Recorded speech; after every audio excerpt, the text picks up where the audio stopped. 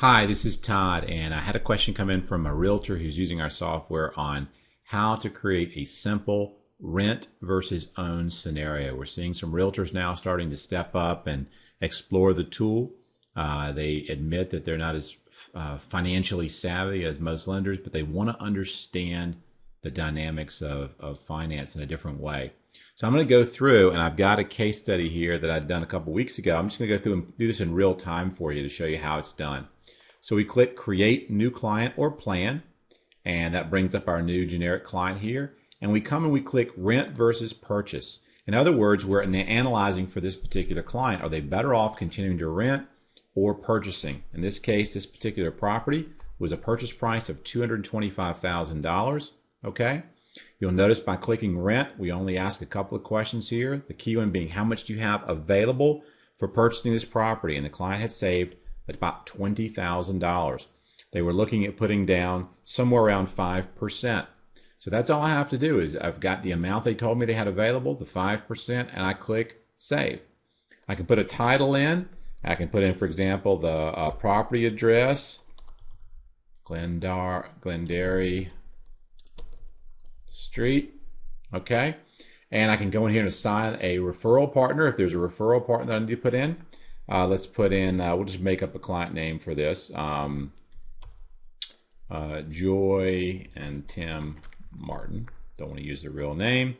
Income of about $85,000. I put in their tax bracket, which is 28. I don't put in their credit scores. Don't need to do that, but I can if I want to. And we'll just kind of move this along here. Now, what is their current liability that they have right now? We know that they're renting, so we need to come in here and put in rent. I'll put in landlord. And I'm going to put in their current payment, which is $1,000 a month. Okay. I click my helper box and go and put in an inflation rate. I'll put in 2.5% as the rate of inflation growth for that rent. Okay. And that's it. So what's the important objectives? Their statement of interest. Would like to buy this house. Want to know if they can afford it, and if they should consider an ARM or a fixed. This is really the key kind of question that came in with this particular case. Okay, and how would you do that? So that's it. Simple. Okay, less than a minute to do that. I click on the Borrow tab, and I'm just using the simple plan for this one. All right, and what have I done? I've set up that they have a landlord right now and they're renting. Okay, now if they're going to be buying this house, they would no longer be paying that rent. So we would click yes here and yes for our first two scenarios. You notice it's already gone and put together a couple of alternatives, a 7-year fixed ARM and a 30-year fixed. And quite honestly, that's probably what I would recommend for this client. I wouldn't go too short-term in ARM unless they tell me they're going to be in the house for a short period of time. But I'm going to go ahead and call this 7-year ARM. So I'm going to give it a title. Got my contract price, 7-year ARM. And remember, we've got our new pop-up helper here for the ARM, and I'm going to say first adjustment after 2 months, then adjust. The first adjustment cap is 2%. I'm sorry, 12 months. 7 years would be 7 times 12, that's 86. First adjustment 2%, then adjust every 12 months, a max of 2%, a life cap of 10, life floor of 4, use a margin of 0.4. Use a margin of 2.5 based on a margin of 0.4. We'll use 1-year LIBOR, and we'll model a worst case scenario. So this will assume that after 7 years, it gets as bad as it can get over time. All right, and that's it. You'll notice, what else have I done here? Everything else is done. I may want to change my interest rate here a little bit to 3.5 for 7-year ARM. It's split up the first and the second. And it says if you can do a piggyback here, that might be great. I'm going to assume that we can't do that, okay, because I know many people say they have a hard time finding a good piggyback loan. So I'm going to make that a 95% LTV. I can see 225 and 213,750. So everything, again, is all right there. I'll pop next to my payment here, and I want to put in, I've got my default set to 1.25 for taxes. And let's just say that I know it's going to be 225. And property taxes, let's say I happen to know that's going to be around 60. And then on the mortgage insurance, on this scenario, I'll put in 0.69. and I'll have that phase out at 78% LTV. Okay, so I click save, and you'll notice everything is in there, and I'm done. Now, if I want to bring all this down, all of this information from above, and I don't want to have to type in that again, I can just click duplicate 7-year ARM. That's going to bring everything down for me, and then all I have to do is go back over here and put in the 30-year fixed. You'll notice it does change my interest rate because we're bringing in the national average. So I'm going to leave this the same, and I'm going to put in, let's just say 4.75 for this 30-year fixed. And I can go in and click this and double check. Yep, everything came down, so that looks great. And I'm done with the exception of giving this a title. I'm going to call this 30-year fixed. So what I wanted to point out is just how simple this is to do a rent versus own. I'm now comparing their current liabilities of renting at $1,000 a month to the 7-year ARM and a 30-year fixed purchase at $225 per month. Now, some people have asked about renter's insurance as being something that you might want to consider adding in here, and because that is something you're going to have to pay homeowner's insurance here, but most people pay renter's insurance. So I found the number of people are going in here on the landlord, and let's say they're paying $35 a month for renter's insurance. They want to go ahead and put in that 35 here so that you're reflecting the rent plus the renter's insurance, which gives you a little bit more accurate comparison, comparing it to say the 30-year ARM, the 30-year fixed and 7-year ARM.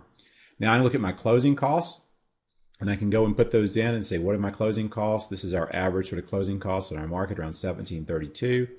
And let's just say you're charging a 1% origination fee. I put that in, and I can see closing costs can be $38.70 for either of these two. Cash need to close $15,120. So it's figured out for me my purchase price, my loan amount, my down payment. This is what I need. This is what I have available. If I don't buy the house, that $20,000 is still available. If I do buy the house, I'll have $48.80 or $48.80. So closing cost, does this make sense now?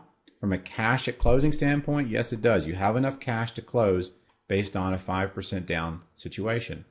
Second question, on a monthly basis, does this make sense? All right, I tend to always recommend you do after tax on a rent versus purchase, because what you're going to be able to do then is show that that rent is not tax deductible. So the 1035 is 1035.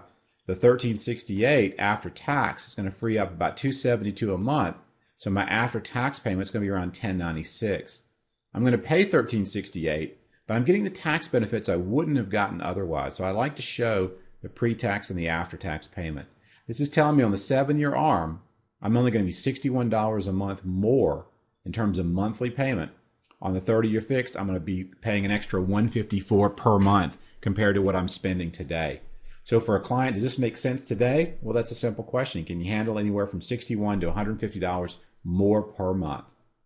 Last question is, from a financial standpoint, on a wealth impact basis, what is your time frame, and does this make sense today? And again, for those of you who are not into this level of analytical sort of guidance, then simply click the shrink box here, shrink it up, and you have your simple conversation. You have the cash and the monthly payment. But I want to show you where this is so powerful, because I've got the ability to say, do I want to use the adjusted net payment of $1035? See, that's what they're spending today. Adjusted net payment means we're going to use what they're spending today in all three of these scenarios and compare them to see how much better off they are financially. You'll notice it set the time frame to 7 years, property growth rate at 2%, after tax at 5%. I can go through and edit any of these that I want, make my own assumptions. If I think 2.5 is a better property appreciation rate based on where they're buying it, and they tell me the time frame is 7 to 10 years, and I want to go out 10 years, you notice I can change that. Again, you notice how quickly everything is updating all dynamically. And I can say, hey, in your current situation, you'd have $20,000 cash, right? If you don't buy the house, on the 7-year ARM, this is going to take all that into play here. The house value, the appreciation, the payments, the taxes, the HOMI, the rent, etc. So do I have $20,000 in cash in 10 years? Nope. I just got the $48.80 left over. That's it. But look at the wealth impact. My wealth here is I was going to spend $139,146 over 10 years to rent this property. Here, my net equity minus payments is negative $33,000. So it's costing me $33,000 to own this house over that 10-year period in this scenario. And remember, with the ARM widget now, even though I've split it out to 10 years, It's taken the worst case scenario for these numbers for this client, meaning it can't be any worse than what I'm modeling today. My wealth impact is positive 105,000. My wealth impact is positive 109.